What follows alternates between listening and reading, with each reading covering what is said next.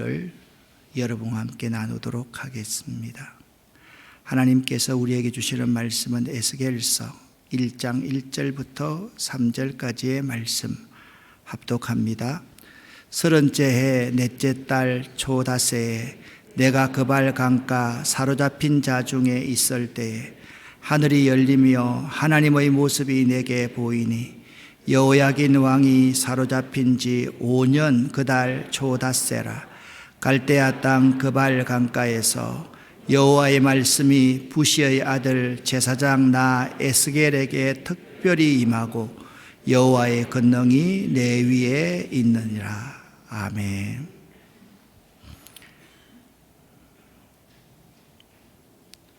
에스겔이라는 이름의 히브리어는 여헤즈켈, 영어로는 에제키엘이라고 이렇게 읽습니다. 에스겔의 뜻은 하나님이여 나를 우리를 강하게 하소서, 또는 하나님이 나에게 우리에게 힘을 주신다라는 의미입니다. 그는 선지자이며 제사장 부시의 아들입니다. 아마도 그의 부친은 나라가 심히 어려운 때에 하나님의 도우심을 바라며 아들에게 이와 같은 이름을 지어 주었을 것입니다. 에스겔에게서 선지자와 제사장의 흥미로운 조합을 접하게 됩니다. 원래 선지자와 제사장은 함께 기름 부음을 받았지만 대부분의 경우 서로 대치되고 대비되는 경우가 참 많이 있습니다.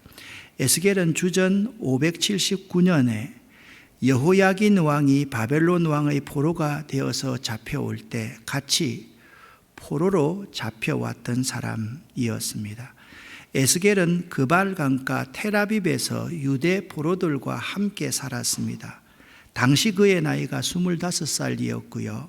그 후 5년 뒤인 주전 592년에 선지자로 부름을 받았습니다. 그는 22년 동안 예언 활동을 하다가 주전 570년에 바벨론에서 죽은 것으로 추정됩니다. 결혼을 하지 않고 지냈던 동시대의 예언자 예레미야와는 달리 에스겔에게는 그의 눈에 기뻐하는 아내가 있었습니다. 그녀는 바벨론 유수 9년째 되던 해에 갑자기 죽었으며 에스겔은 선지자 직분에 따르는 큰 시련을 아내 없이 홀로 감당하도록 남겨졌던 사람입니다. 에스겔에 대해서 한 가지 더 생각할 것이 있는데요. 에스겔서 1장 1절부터 3절까지의 세번역 성경을 보면 1절과 3절에 그발 강가에 에스겔이 있었다라는 단어가 반복적으로 표현되어 나옵니다. 이는 그발 강가가 갖고 있는 특별한 의미 때문입니다. 에스겔이 그발 강가에 있었음을 추정해 보면 그는 아마도 기도의 사람이었을 것입니다. 이스라엘 백성은 특정된 기도의 처소가 없을 때는 강가나 광야로 나가서 하나님께 기도하는 습관이 있었습니다. 특별히 강가는요, 이방 지역이나 낯선 곳에 갔을 때 기도는 하고 싶은데 처소가 없으면 정말 하나님 한 분만을 바라보고 싶을 때 가는 곳이 강가였습니다. 우리나라 사람들이 기도하고 싶을 때 가는 곳은 어디입니까? 기도원 아닙니까? 이처럼 이스라엘 백성들은 기도하기 위해서 강가나 광야로 나갔습니다. 성경의 몇몇 구절이 이러한 사실을 잘 보여줍니다. 사도행전 16장에 사도 바울의 일행이 안식일에 우리가 기도할 곳이 있을까 하여 문 밖 강가에 나갔다라고 말씀하고 있습니다. 이 빌립보 지방에는 요즘에 유럽의 첫 성이니까 회당이 없었기 때문에 바울 일행이 기도하기 위해서 강가로 나간 것을 알 수가 있습니다. 또한 시편 137편 1절 말씀에 보면 우리가 바벨론의 여러 강변 거기에 앉아서 시온을 기억하며 울었도다 라고 말씀하고 있습니다. 유대민족들이 예루살렘을 생각하면서 울면서 하나님께 기도했던 장소가 강변, 강가였음을 우리는 알 수가 있습니다. 그러니까 에스겔은요, 이렇게 요약을 할 수가 있습니다. 제사장 겸 선지자였습니다. 그는 포로였습니다. 이 포로들과 함께 그발 강가에서 살았던 20살 정도의 젊은이였습니다.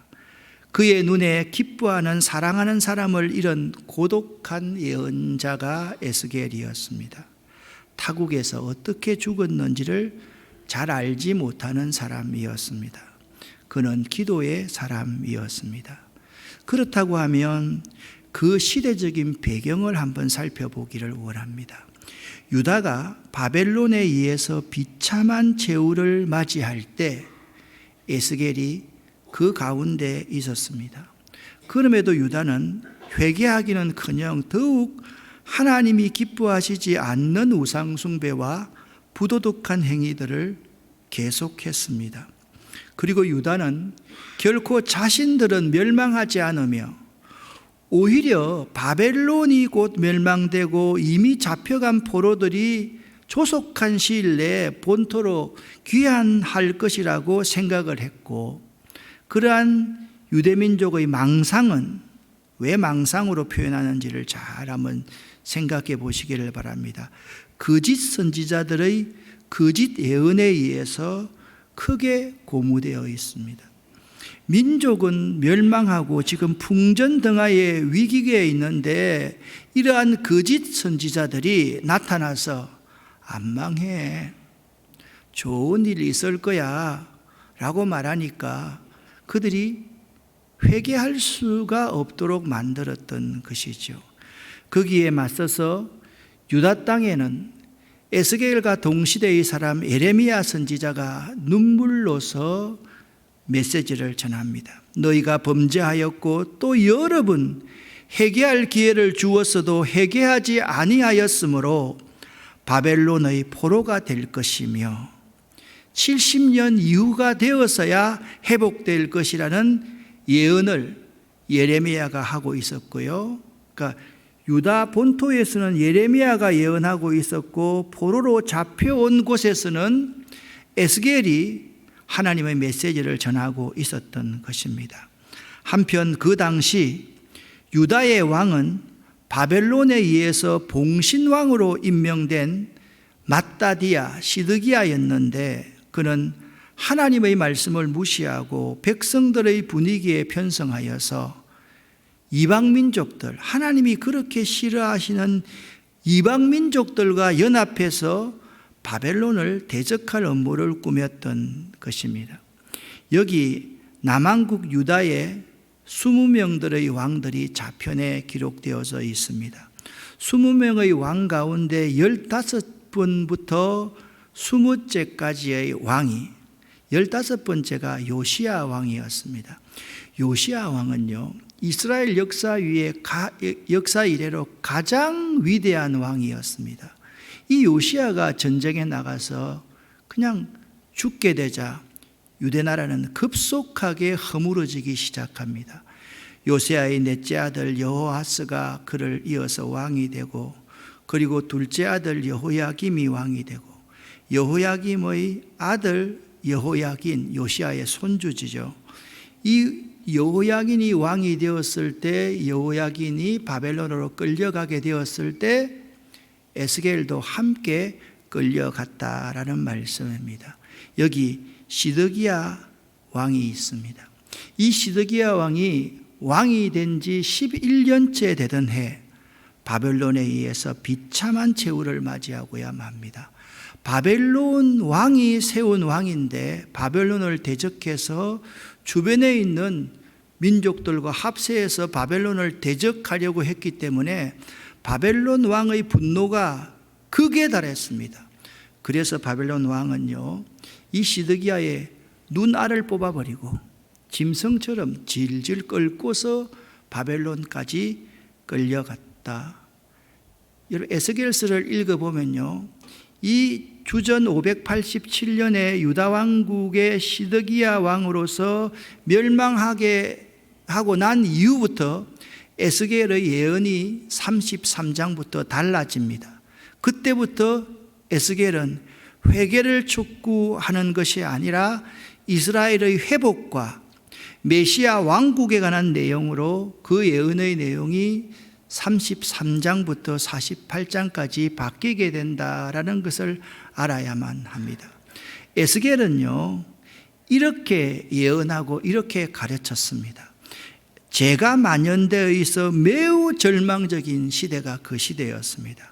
죄가 어느 정도 만연되어 있는가 하면 지독히 만연하고 철저하게 멸망받을 수밖에 없는 시대가 그 시대였습니다.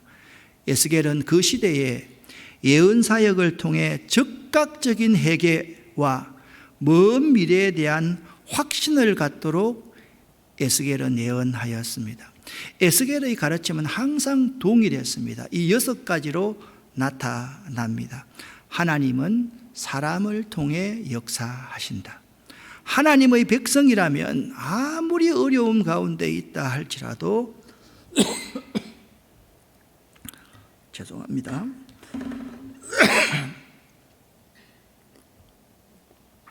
하나님의 주권을 확신해야만 한다.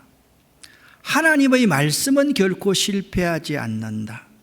하나님은 살아계시니 어디에서나 유다 예루살렘에서도 예배를 받으시지만 바벨론의 그발 강가에서도 포로 생활하는 가운데서도 예배를 받으신다. 하나님께 순종하면 복을 받는다. 하나님의 나라가 임할 것이다. 이 6가지의 가르침을 그 백성들에게 계속적으로 가르쳤습니다. 에스겔은 죄가 만연하여 있어 매우 절망적인 시대에 살고 있으면서도 하나님께서만이 나를, 우리 민족을 강하게 하실 수 있다. 할렐루야. 하나님은 강하시다라는 믿음으로 살았던 예언자였습니다. 그러한 시대임에도 불구하고 에스겔은 망가진 백성들, 진정 망가진 백성들을 일으켜 세워서 새 희망을 품게 하고 새 미래를 향한 그들의 믿음을 세우기 위해서 하나님의 환상을요 보고서 그것을 쉽게 설명하고 가르치는 달란트가 에스겔에게 있었습니다. 그래서 에스겔은 희망의 예언자라 그렇게 말을 합니다. 에스겔은요 시궁창을 보지 않고 환상의 빛을 우러러 봅니다. 그는요 지상의 제약이 덕실거리고 이단과 세속화가 교계에 넘쳐 있을 때에도 여전히 성령의 소생시키고 회복시키는 능력을 믿어 의심치 않는 사람과 같은 사람이었습니다. 그는 절망의 맨 밑바닥, 칠흑 같은 어둠 한가운데서도 결코 좌절하여서 눈을 감지 않는 사람이었습니다. 에스겔은 항상 하나님의 성령에 사로잡혀 예언하는 성령의 예언자였습니다. 성령의 사람에게는요 항상 꿈이 있고 성령의 사람에게는 항상 환상이 보이고 성령의 사람에게는 희망이 있습니다. 에스겔의 생애를 요약해 보면 그는 하나님께 온전히 맡긴 생애를 살았음을 알 수 있습니다. 그는 침묵할 때나 말할 때나 오직 하나님께 순종했습니다. 하나님이 그의 입을 열지 않으시면 잠자코 있었고요. 하나님이 열어주시면 일단 하나님으로부터 명령이 떨어지면 때로는 팔을 휘저으면서도 예언하고 때로는 손뼉을 치면서도 말하고 때로는 발을 구르면서도 말했던 사람이 에스겔이었습니다. 이렇게 말씀에 순종하는 삶, 하나님의 뜻에 온전히 복종하며 하나님의 뜻에 모든 것을 전폭적으로 맡기는 삶을 살아갈 때 하나님께서는 그와 같은 사람의 삶을 책임져 주시는 것입니다. 할렐루야. 여러분의 삶도 마찬가지입니다. 하나님의 말씀에 순종하는 삶, 하나님의 뜻에 온전히 복종하는 삶, 하나님의 뜻에 모든 것을 전폭적으로 맡기는 삶을 살아갈 때 하나님께서는 그와 같은 사람의 삶을 책임져 주심을 믿으시기를 예수 이름으로 간절히 축원합니다. 하나님은요, 일을 시킬 때 일만 시키는 분이 아니시고 능력을 주시는 분이십니다. 에스겔은 제사장이며 선지자였습니다. 지금 포로로 잡혀와 있습니다. 하나님이요, 에스겔의 생각의 지평, 영적인 지평을 열어주셨는데, 어떻게 지평을 열어주셨는가 하면 하나님이 그의 좁은 고향 땅에 국한되지 않으시다는 사실을 에스겔이 깨닫게 됩니다. 그 깨달음을 통해서 하나님은 사람들과 나라들을 명령하시고 통제하시고 섭리하시는 전 세계적인 하나님이심을 에스겔이 깨달아 알게 되었습니다. 그래, 하나님은 유대 땅 예루살렘에만 계시는 분이 아니고 이곳 좌절과 절망이 있는 포로된 우리들 이 땅 그발 강가에도 계시는 분이시로구나. 할렐루야. 그걸 깨닫게 되었다라는 것입니다. 하나님께서는 바벨론 포로 생활 중에서 자기 백성들을 위한 말씀을 에스겔에게 특별히 해 주었습니다. 하나님을 체험한 에스겔은 그 바벨론에 잡혀갔어야지 그때서야 깨달음을 갖게 되고 변화되기 시작했던 것입니다. 에스겔에게는요, 하나님이 주신 통찰력이 있었습니다. 통찰력은 선지자의 가장 중요한 능력 중에 하나로서 꿰뚫어 볼 줄 아는 능력을 말합니다. 그는 먼저 주의 영광, 하나님의 영광을 봅니다. 하늘이 열리고 그 궁창 위에 하나님의 보좌가 있고 그 하나님의 보좌에 하나님이 앉으신 것을 볼 줄 아는 영적 통찰력이 있었습니다. 또한 에스겔은 백성의 상황들을 너무나도 잘 알고 있었습니다. 그들과 함께 생활했기 때문입니다. 사탄의 현상들도 잘 보고 분별할 줄 아는 능력이 에스겔에게 있었습니다. 에스겔의 눈은 언제나 한 시대 앞을 내다보고 있었습니다. 백성이 거짓 소망에 들떠 있을 때, 거짓 예언자에 의해서 거짓 소망에 들떠 있을 때 그는 눈을 앞으로 보면서 다가올 멸망을 예감하고 몹시 비통해했던 사람이 에스겔이었습니다. 에스겔을요, 하나님께서는 내가 너를 이스라엘의 파수꾼으로 삼았다라고 말합니다. 에스겔은 이스라엘의 파수꾼이었습니다. 에스겔서 36장 6절 말씀을 보면 파수꾼이 칼이 임함을 보고도 나팔을 불지 아니하여 백성에게 경고치 아니하므로 그 백성 중에 단 한 사람이 그 임하는 칼에 죽임을 당했다라고 한다면 그 죄를 하나님인 내가 그 파수꾼에게 찾으리라 말씀하고 있기 때문입니다. 에스겔에는요, 강렬한 사명감이 있었습니다. 이 사명감의 원천은 하나님께서 강하게 하신다는 믿음과 하나님이여 나를 강하게 하소서라는 기도였습니다. 에스겔에게 특별히 임한 말씀과 놀라운 여호와의 권능은 이렇습니다. 1절부터 3절까지의 말씀을 보면 3절 마지막 부분에 보면 이런 말씀이 있습니다. 여호와의 말씀이 부시의 아들 제사장 나 에스겔에게 특별히 임하고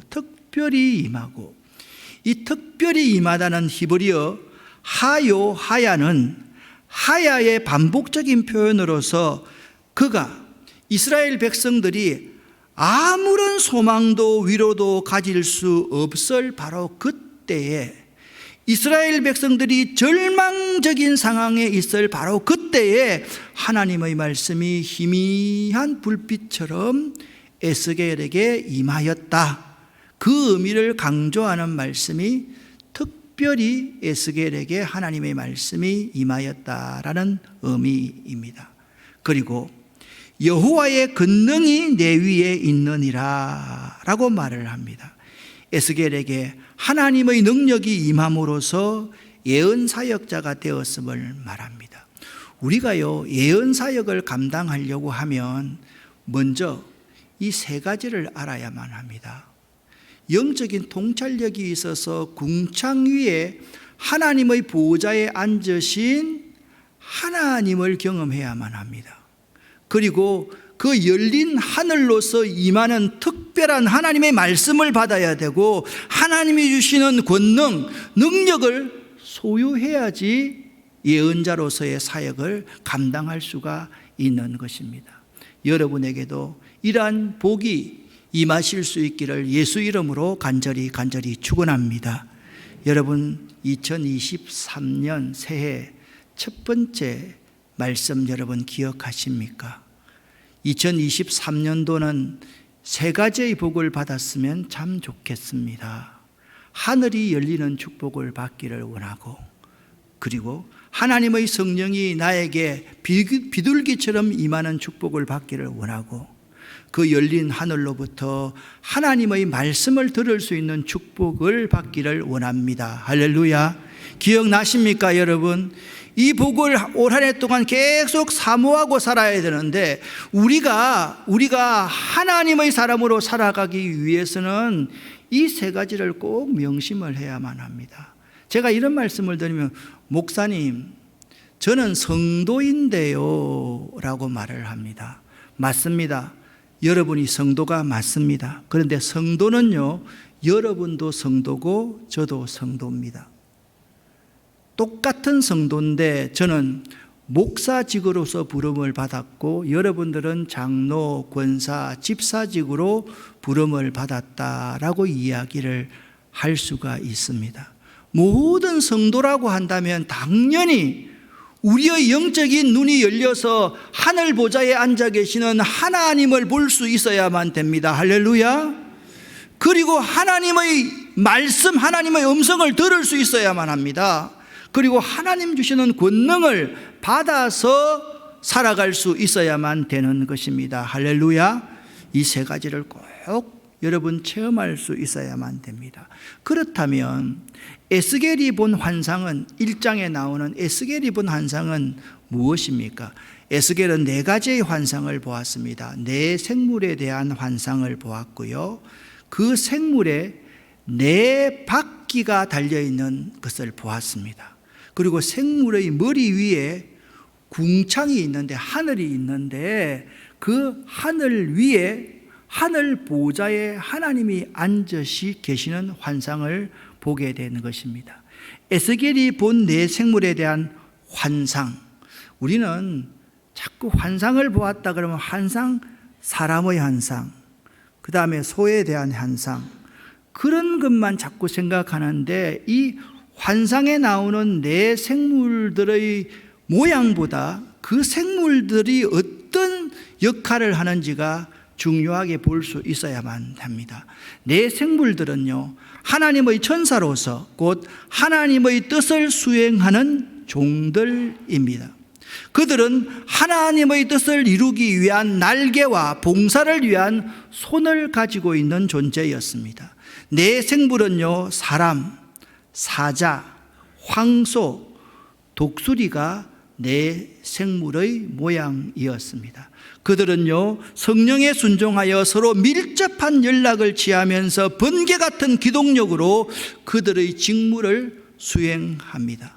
이 네 생물을 통해서 우리가 배울 수 있는 것은, 하나님께서는 세상사에 대해서 방관하시거나 아무 일도 하시지 않는 것처럼 보이는 그때에도, 내가 실패와 좌절과 절망에 있을 때 하나님 왜 침묵하십니까? 아무것도 왜 간섭하지 않았습니까? 죽으셨습니까? 라고 생각하는 그때에도 하나님은 실제로 쉬지 않으시며 큰 능력으로 일하고 계심을 우리에게 보여주시는 것입니다.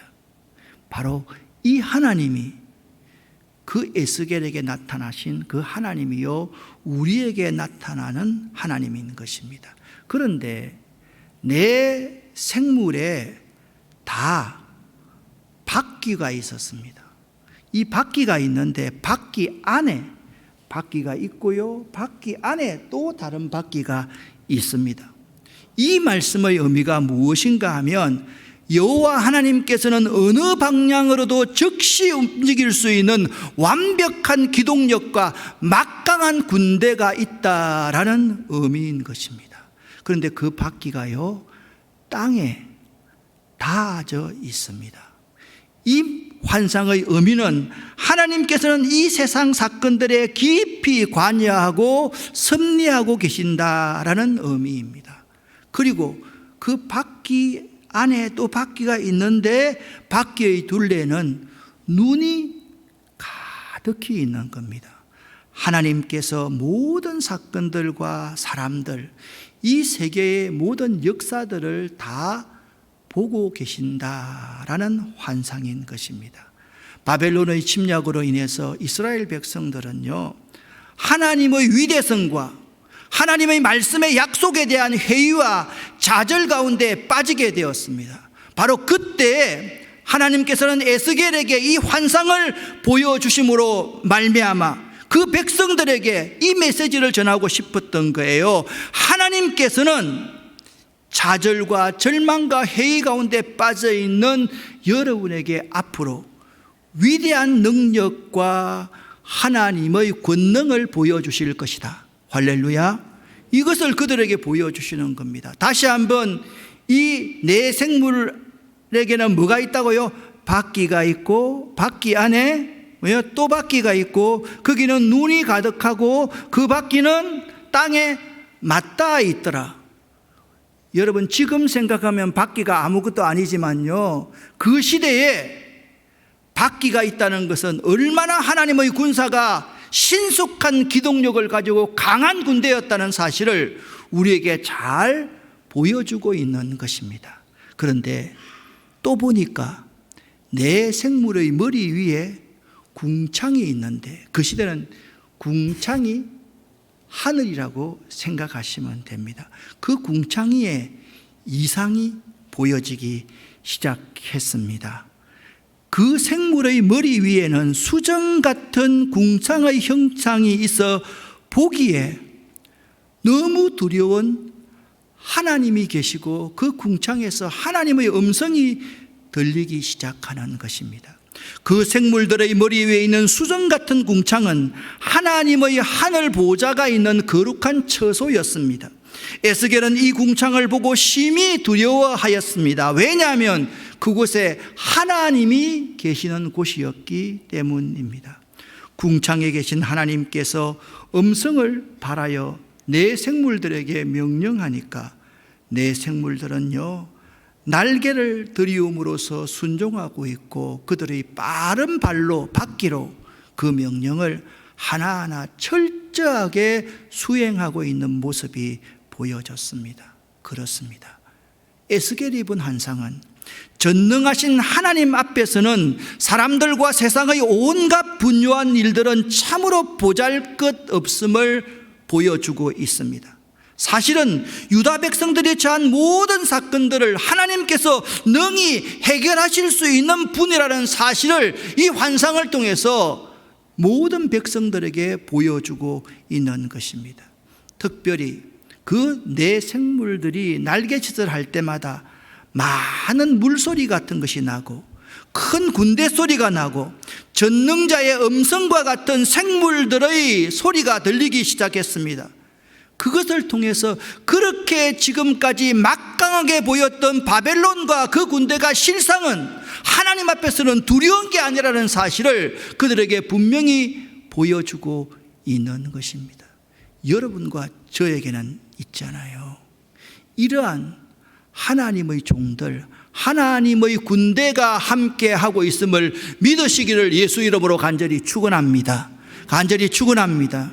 전혀 우리가 절망할 것이 없습니다. 좌절할 필요가 없습니다.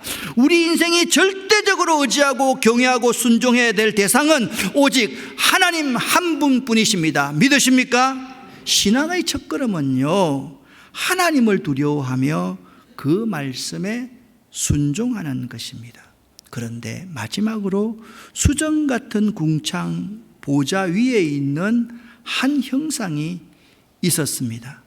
그 형상을 보니까 그 모양이 남보석과 같고 그 보좌의 형상 위에 한 형상이 있어 사람의 모양과 같은데 내가 보니 그 허리 위의 모양은 단새 같아서 거기에서 불이 막 이루고 있고 그 허리 아래 모양도 불이 퍼져서 사방에 광채가 난다라고 말씀하고 있는 것입니다. 그 사방 광채의 모양은 비 오는 날 구름에 있는 무지개와 같았다. 이는 여호와의 영광의 형상의 모양이라. 내가 보고 엎드려서 겸손하게 그분의 놀라운 권능 앞에 엎드려서 말씀하시는 이의 음성을 겸손하게 지금 청종하고 있습니다. 보좌에 있는 한 형상은 사람의 모양 같았다. 그런데 그 사람의 모양은 그의 허리 위에는 온통 타오르는 불 같고 아래쪽도 불 같아서 사면으로 광채가 났으며 그 모양은 무지개와 같았습니다. 이것은 여호와의 영광의 형상의 모양으로서 하나님의 거룩하심과 그의 지극하신 자비와 사랑을 상징하고 있습니다. 이러한 하나님의 이상을 통해서 에스겔은 하나님을 확고하게 믿게 되었고 스스로 하나님 앞에 겸비하게 될 수 있었던 것입니다.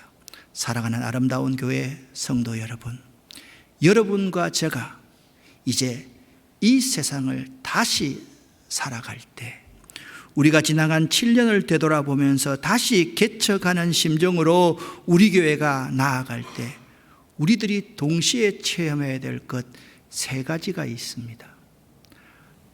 우리의 영의 통찰력으로 열린 하늘을 바라볼 수 있어야 되고 하나님을 볼 수 있는 눈이 있어야만 되겠습니다. 그리고 하나님께서 여러분과 저에게 임하시는 특별한 그 말씀을 꼭 들을 수 있는 마음이 있기를 예수 이름으로 간절히 축원합니다. 그리고 하나님의 권능을 받아서 우리 함께 뚜벅뚜벅 한 걸음 성실하게 나아갈 수 있기를 예수 이름으로 간절히 축원합니다. 기도하겠습니다. 하나님 아버지, 우리가 하나님의 이상을 보기를 원합니다. 그래야 이 세상에서 승리할 수 있음을 가르쳐 주심을 감사합니다. 우리 모두가 다 이 시간 하나님의 은혜와 사랑의 귀한 광채를 체험할 수 있도록 도와주시옵소서. 예수 그리스도 이름으로 축복하옵고 간절히 기도 올립니다. 아멘.